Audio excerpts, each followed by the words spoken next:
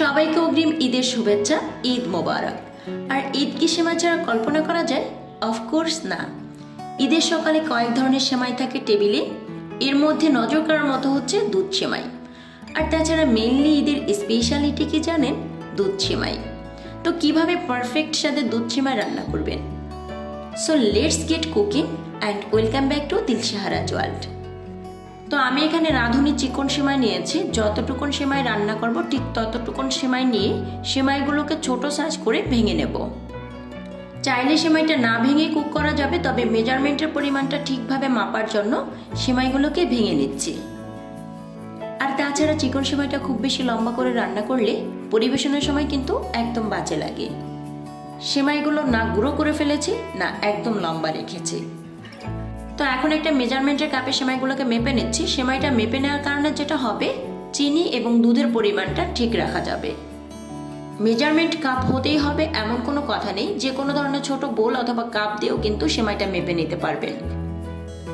তো আমার এখানে প্রায় 1.5 কাপের মতন সেমাই হয়েছে। মেজারমেন্টের পরিমাণটা ঠিক থাকলে এই সেমাইটা রান্না করা একদমই সিম্পল। যে কেউ মেজারমেন্টের পরিমাণটা ঠিক রেখে কিন্তু পারফেক্ট রেসিপিতে সেমাইটি রান্না করতে পারবেন। তো একটা প্যানে 1 টেবিল চামচের মতন ঘি নিয়েছি। আপনারা চাইলে ঘিয়ের পরিবর্তে এখানে রেগুলার রান্নার তেলটা ব্যবহার করতে পারেন, তবে অথেন্টিক যে ফ্লেভারটা সেটা কিন্তু আসবে না। ঘিটা প্রপারলি মেল্ট হওয়ার পরে আমি এখানে আগে থেকে ভেঙে রাখা সেমাইগুলোকে দিয়ে একটু আলতো হাতে নেড়ে চেড়ে এগুলোকে ভেজে নিচ্ছি। তো এ পর্যায়ে আমি চুলার আঁচকে কিন্তু লোতে রেখেছি, যাতে করে সেমাইগুলো পুড়ে না যায়। তো সেমাইগুলো ভাজা হয়ে গিয়েছে। এখন একটা পাত্রে আমি এখানে পুরোপুরি 1 লিটার দুধ নিয়ে নিচ্ছি। 1 লিটার দুধকে আমি জাল করে প্রায় 700 ml মতন করে নেব। দুধ ঘন করার জন্য চাইলে এখানে কনডেন্স মিল্ক অথবা হেভি ক্রিম ব্যবহার করতে পারেন, আবার জাল দিয়েও ঘন করে নিতে পারেন। তো দুধটাকে আমি অনবরত নেড়ে চেড়ে নিচ্ছি। জাল করতে করতে একটা পর্যায়ে দেখবেন দুধের উপরে একটা সর চলে এসেছে। এটাকে হাতার সাহায্যে ভেঙে দিচ্ছি। এতে করে হবে কি, সেমাইয়ের ভেতরে একটা ক্রিমি ভাব আসবে। 4-5টি এলাচ দিয়েছি আর 2 টুকরো দিয়েছি দারুচিনি। অনেকেই এলাচের মুখটা ফেটে দেন। এতে করে হয় কি, এলাচের ভেতরে যে দানাগুলো আছে এগুলো সেমাইয়ের ভেতরে ছড়িয়ে যায় আর সেমাইটা পরিবেশনের সময় কিন্তু খুব বাজে লাগে। 1.5 কাপ সেমাইয়ের জন্য আমি এখানে 1 কাপ চিনি নিয়ে নিচ্ছি। আমার কাছে মনে হয় 1 কাপ চিনির মিষ্টির ব্যালেন্সটাই কিন্তু পারফেক্ট আছে। যারা মিষ্টিটা আরো একটু বেশি খেতে চান তারা চাইলে চিনির পরিমাণটা একটু বাড়িয়ে দিতে পারেন। চিনি দেওয়ার পরে দুধটাকে আরো প্রায় 5 থেকে 7 মিনিটের জন্য জাল করে নিয়েছি। এরপর সেমাই যোগ করে দিয়েছি।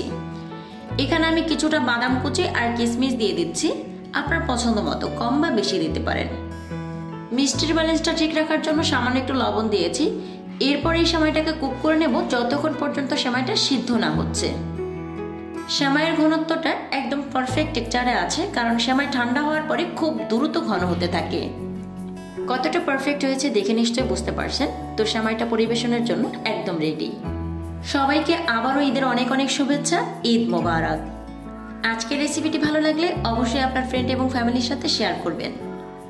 এরকম সুন্দর, সহজ এবং সুস্বাদু রেসিপি পেতে অবশ্যই দিলশাহারাজ ওয়ার্ল্ডের সাথেই থাকবেন। ভিডিওটি ভালো লাগলে একটি লাইক করবেন এবং চ্যানেলটিতে সাবস্ক্রাইব করে পাশে থাকার আমন্ত্রণ করছি।